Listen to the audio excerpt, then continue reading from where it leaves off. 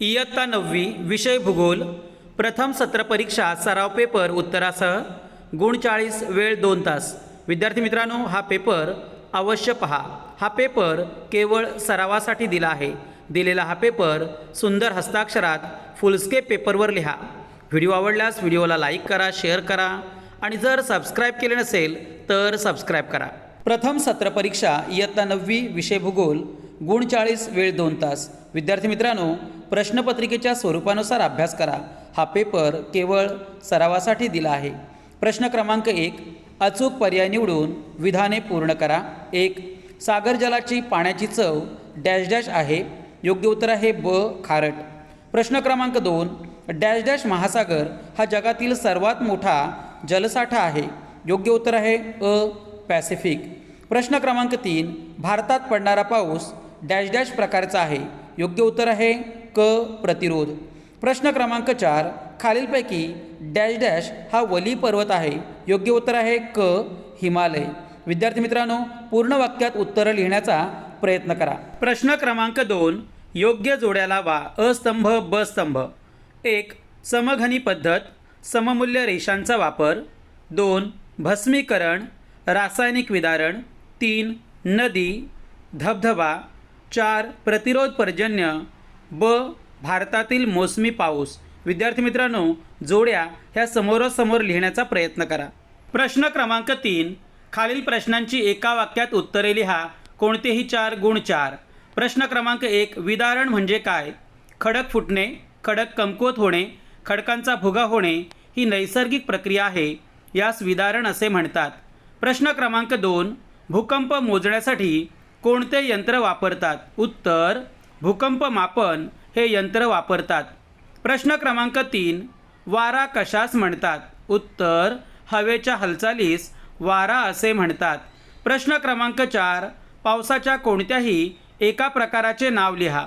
आवर्त पाऊस, आरोह पाऊस आणि प्रतिरोध पाऊस असे पावसाचे 3 प्रकार आहेत। कोणताही एक प्रकार लिहा।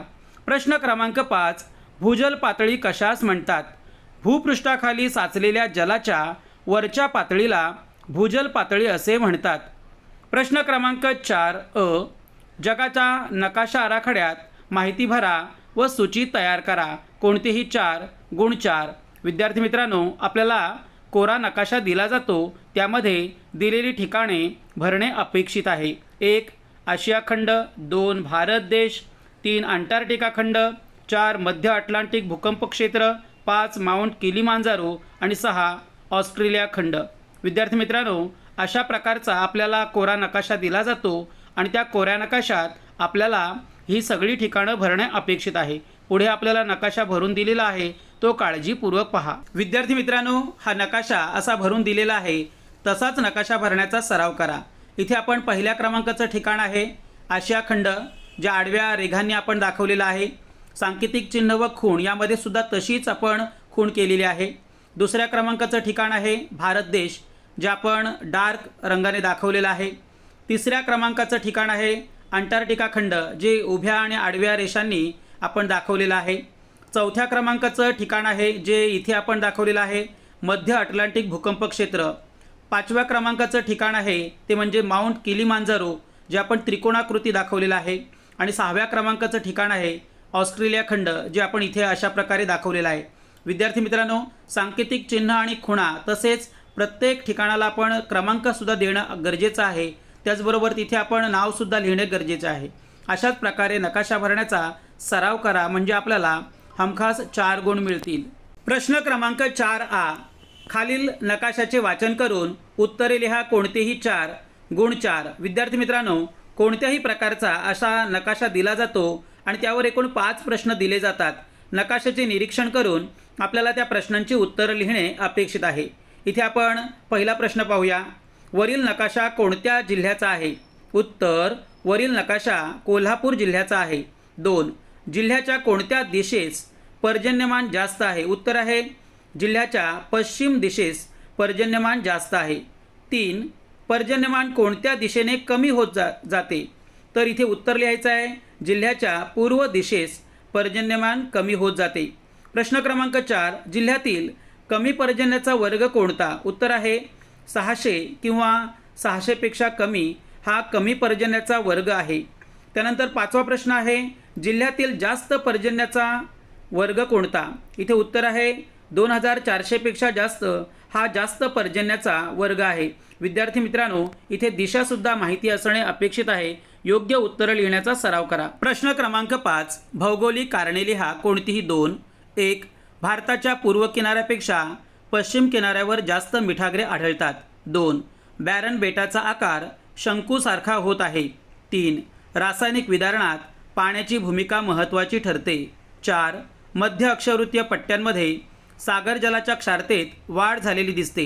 विद्यार्थी मित्रांनो, कोणत्याही 2 प्रश्नांची उत्तरं लिहिणे अपेक्षित आहे. एकूण 6 गुण आहेत. प्रत्येक प्रश्नाला 3 गुण दिले जातात. विद्यार्थी मित्रांनो, याबाबतची उत्तरं पुढे थेट दिलेली आहेत, ती काळजीपूर्वक पहा. प्रश्न क्रमांक 1, भारताच्या पूर्व किनाऱ्यापेक्षा पश्चिम किनाऱ्यावर जास्त मिठागरे आढळतात. 1. भारताच्या पश्चिमेला अरबी समुद्रात बाष्पीभवनाचा वेग जास्त आहे. या प्रदेशात तापी, नर्मदा या गोड्या पाण्याच्या नद्या अरबी समुद्राला येऊन मिळतात, परंतु तरीही या समुद्रातील पाण्याची क्षारता ही सरासरी 1035पेक्षा जास्त आहे. 2. पूर्वेकडील बंगालच्या उपसागराला हिमालयातून येणाऱ्या व पठारावरून वाहणाऱ्या नद्या गोड्या पाण्याचा जास्त पुरवठा करतात, त्यामुळे बंगालच्या उपसागराची क्षारता 1034 इतकी आहे. तुलनेने अरबी समुद्राची क्षारता जास्त असल्यामुळे या किनारपट्टीवर जास्त मिठागरे आढळतात. प्रश्न क्रमांक 2, बॅरन बेटाचा आकार शंकूसारखा होत आहे. केंद्रीय ज्वालामुखी उद्रेकाच्या वेळी शिलारस भूपृष्ठाअंतर्गत मोठ्या नलिकेसारख्या भागातून वर येतो. बाहेर आलेला लाव्हारस या नलिकेच्या मुखाभोवती पसरतो, त्यामुळे शंकूच्या आकाराचे ज्वालामुखी पर्वत तयार होतात. बॅरन बेटावरील ज्वालामुखी काही काळासाठी शांत असतो व पुन्हा कधीतरी एकदम जागृत होतो. अशा ज्वालामुखीला सुप्त निद्रिस्त ज्वालामुखी म्हणतात आणि म्हणून बॅरन बेटाचा आकार शंकूसारखा होत आहे. प्रश्न क्रमांक 3, रासायनिक विदारणात पाण्याची भूमिका महत्त्वाची ठरते. उत्तर, पाणी हे वैश्विक विद्रावक समजले जाते. पाण्यामध्ये अनेक पदार्थ सहज विरघळू शकतात. पदार्थ विरघळल्यामुळे त्या द्रावणाची विद्राव्यता वाढते आणि पाण्यात सहज विरघळू न शकणारे काही पदार्थ अशा द्रावणात विरघळतात. ज्या प्रदेशात पावसाचं प्रमाण जास्त असते तेथे अशा प्रकारच्या क्रिया घडून येतात आणि रासायनिक विदारण होते. उदाहरणार्थ कार्बनन, द्रवीकरण, भस्मीकरण, आणि म्हणून रासायनिक विदारणात पाण्याची भूमिका महत्त्वाची ठरते. प्रश्न क्रमांक 4, मध्य अक्षवृत्तीय पट्ट्यांमध्ये सागर जलाच्या क्षारतेत वाढ झाल्याचे दिसून येते. उत्तर, 1. मध्य अक्षवृत्तीय पट्ट्यात म्हणजेच 25° ते 35° उत्तर व दक्षिण या पट्ट्यात पर्जन्यमान कमी असते. 2. नद्यांतून येणाऱ्या गोड्या पाण्याचा पुरवठाही कमी असतो. 3. या पट्ट्यांमध्ये वाळवंटी प्रदेश आहेत आणि त्यामुळे तेथील सागर जलाच्या क्षारतेत वाढ झाल्याची दिसून येते. विद्यार्थी मित्रांनो, प्रश्न क्रमांक 6A हा आलेखावर आधारित प्रश्न आहे. खालील सांख्यिकीय माहितीच्या आधारे रेषालेख तयार करा व खालील प्रश्नांची उत्तरे लिहा. इथे आपल्याला माहिती दिली आहे आणि त्या माहितीच्या आधारे आपल्याला रेषालेख तयार करायचा आहे. रेषालेख पुढे तयार करून दिलेला आहे, तो काळजीपूर्वक पहा. तत्पूर्वी आपण प्रश्न पाहूया. 1. भारताचे तापमान सर्वात जास्त कोणत्या वर्षी आहे? भारताचे तापमान सर्वात जास्त 1963 या वर्षी आहे. प्रश्न क्रमांक 2. 1962 या वर्षी भारताचे तापमान किती आहे? 1962 या वर्षी भारताचे तापमान 30 सेंटीग्रेड आहे. प्रश्न क्रमांक 3. भारताचे तापमान सर्वात कमी कोणत्या वर्षी आहे?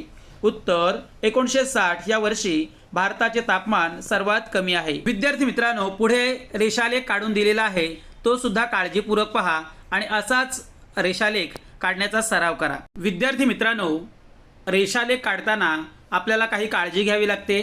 प्रथम एक्स अक्ष आणि वाय अक्ष काढून घ्या. वाय अक्षावर आपण प्रमाण लिहा. तेच प्रमाण आपल्याला उजव्या कोपऱ्यात वरती आपल्याला लिहायचं आहे. वाय अक्षावर प्रमाण 1 सेंटीमीटर बरोबर 10 सेंटीग्रेड. त्याचबरोबर एक्स अक्षावर आपल्याला वर्ष लिहायचे आहेत आणि अशा प्रकारे आपल्याला रेषालेख तयार करायचा आहे. विद्यार्थी मित्रांनो, प्रश्न क्रमांक 6 येत नसेल तर प्रश्न क्रमांक 6A हा दिलेल्या आलेखाचे निरीक्षण करून पुढील प्रश्नांची उत्तरे लिहा अशा प्रकारचा असतो. इथे आलेख दिलेला आहे आणि त्यावर आधारित 6 प्रश्न दिलेले आहेत. त्या 6 प्रश्नांची उत्तरं आलेखाचे निरीक्षण करून लिहिणे अपेक्षित आहे। विद्यार्थी मित्रांनो, प्रश्न क्रमांक 1 आहे, उष्णकटिबंधातील सागर जलाचे कमाल तापमान किती आहे? उत्तर आहे, उष्णकटिबंधातील सागर जलाचे कमाल तापमान 18 अंश सेल्सिअस आहे। प्रश्न क्रमांक 2, मध्य अक्षवृत्तीय प्रदेशातील सागर जलाचे तापमान समुद्र सपाटीजवळ किती आहे? उत्तर, मध्य अक्षवृत्तीय सागर जलाचे तापमान समुद्र सपाटीजवळ 14 अंश सेल्सिअस आहे। प्रश्न क्रमांक 3, मध्य अक्षवृत्तीय प्रदेशातील सागर जलाचे तापमान 1500 मीटर खोलीवर किती झालेले आढळते? उत्तर, मध्य अक्षवृत्तीय सागर जलाचे तापमान 1500 मीटर खोलीवर 5 अंश सेल्सिअस आहे। प्रश्न क्रमांक 4, किती खोलीनंतर सागर जलाचे तापमान सर्वत्र स्थिर राहते? उत्तर, 2000 मीटर खोलीवर सागर जलाचे तापमान सर्वत्र स्थिर राहते। प्रश्न क्रमांक 5, वरील आलेख काय दर्शवतो? उत्तर आहे, वरील आलेख सागर जल, खोली व तापमान दर्शवतो। प्रश्न क्रमांक 6, उष्णकटिबंधातील सागर जलाचे तापमान 500 मीटर खोलीवर किती आहे? उत्तर, उष्णकटिबंधीय सागर जलाचे तापमान 500 मीटर खोलीवर 11 अंश सेल्सिअस आहे। विद्यार्थी मित्रांनो, आलेखाचे निरीक्षण करूनच या प्रश्नांची उत्तरे लिहिणे अपेक्षित आहे। प्रश्न क्रमांक 7, खालील प्रश्नांची सविस्तर उत्तरे लिहा, कोणतीही 2, गुण 8। विद्यार्थी मित्रांनो, प्रत्येक प्रश्नासाठी 4 गुण दिले जातात। प्रश्न क्रमांक 1, जैविक विदारण कसे घडून येते? प्रश्न क्रमांक 2, भूकंपाचे भूपृष्ठावर व मानवी जीवनावर होणारे परिणाम कोणते? आणि प्रश्न क्रमांक 3, सागरी जलाच्या संचयन कार्यामुळे निर्माण होणारी भूरूपे कोणती? विद्यार्थी मित्रांनो, या तिन्ही प्रश्नांची उत्तरं पुढे थेट दिलेली आहेत, ती काळजीपूर्वक पहा। प्रश्न क्रमांक 1, जैविक विदारण कसे घडून येते? उत्तर, झाडांची मुळे वाढल्याने खडकांच्या कणांत ताण निर्माण होतो व खडक फुटू लागतात। मुंग्या वारूळ तयार करतात। उंदीर, घुशी यांसारखे प्राणी व इतर कृमी कीटक जमिनीत बिळे तयार करतात। या सर्व प्राण्यांना खनक प्राणी म्हणतात। यांच्या खननामुळे देखील खडकांचे विदारण घडून येते। त्याशिवाय अनेकदा खडकांवर शेवाळे, हरिता, दगडफूल इत्यादी वनस्पती वाढतात, त्यांच्यामुळे देखील खडकांचे विदारण घडते। अशा प्रकारे जैविक विदारण घडून येते। प्रश्न क्रमांक 2, भूकंपाचे भूपृष्ठावर व मानवी जीवनावर होणारे परिणाम कोणते? उत्तर, 1, जमिनीला तडे पडतात। 2, भूमिपात होऊन दरडी कोसळतात। 3, काही वेळा भूजलाचे मार्ग बदलतात, उदाहरणार्थ विहिरींना पाणी येते किंवा विहिरी कोरड्या पडतात। 4, काही प्रदेश उंचावले जातात तर काही प्रदेश खचतात। 5, सागराच्या पाण्यात सुनामी लाटा तयार होतात। या लाटांमुळे किनारी भागात मोठी जीवित व वित्तहानी होऊ शकते। 6, हिमाच्छादित प्रदेशात हिमकडे कोसळतात। 7, इमारती कोसळून जीवितहानी व वित्तहानी होते। 8, वाहतुकीचे मार्ग खंडित होतात। आणि 9, संदेशवहन व्यवस्था कोलमडते। प्रश्न क्रमांक 3, सागरी जलाच्या संचयन कार्यामुळे निर्माण होणारी भूरूपे कोणती? उत्तर, किनाऱ्याची झीज झाल्यामुळे सुटे झालेले पदार्थ सागर तळावर साठतात। भरती ओहोटीमुळे या पदार्थांची किनाऱ्याकडे व परत सागराकडे हालचाल सुरू असते। यामुळे हे पदार्थ एकमेकांवर आपटून बारीक होतात।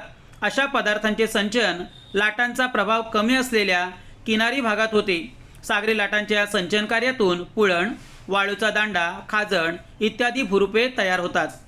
विद्यार्थी मित्रांनो, हा पेपर केवळ सरावासाठी दिलेला आहे।